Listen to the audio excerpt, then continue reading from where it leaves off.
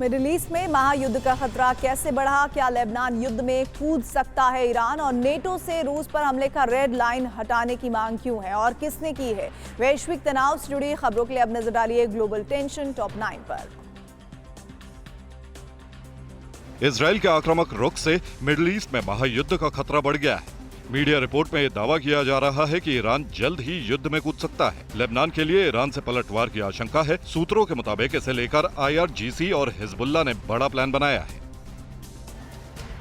Lebanon से संघर्ष के बीच यमन ने भी इजराइल से जंग की तैयारी शुरू कर दी है। खबर है कि यमन के रक्षा मंत्री की चेतावनी के बाद सीरिया से हूती के हजारों लड़ाके यमन पहुंचे हैं। इजराइल पर ग्राउंड अटैक की आशंका है।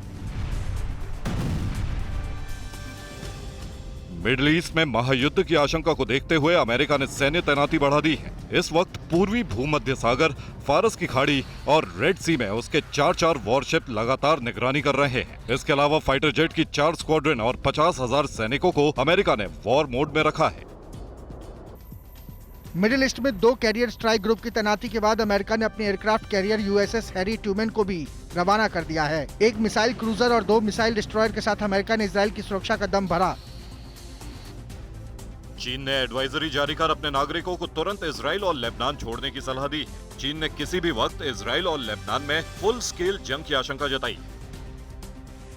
मिडिल ईस्ट टेंशन के बीच में रूस पर पश्चिमी हथियारों से प्रहार की मांग तेज हो रही है। डेनमार्क की PM फ्रेडरिक्सन ने कहा है कि नाटो को अब रेड लाइन पर चर्चा खत्म कर यूक्रेन को लॉन्ग रेंज मिसाइल से अटैक की छूट दे देनी चाहिए। आर्कटिक में नाटो की बढ़ती गतिविधियों पर भड़के रूस ने बड़ी वार्निंग दी है। रूस के विदेश मंत्री सर्गेई लावरोव ने कहा कि आर्कटिक रीजन नाटो का इलाका नहीं और रूस यहां अपनी हितों की रक्षा के लिए किसी से भी जंग को तैयार है।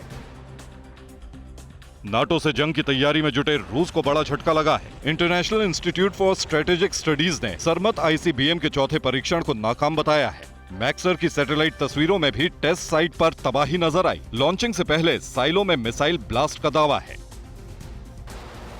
रूस पर फिर जापानी एयर स्पेस के उल्लंघन के आरोप लगे हैं। रक्षा मंत्री माइनोरू किहारा के मुताबिक रूस के 2 सैन्य विमान उसकी सीमा में इंटरसेप्ट किए गए, जिसके बाद जापान के 2 F-35 फाइटर जेट्स ने फ्लेयर्स छोड़े और उन्हें भागने पर मजबूर किया।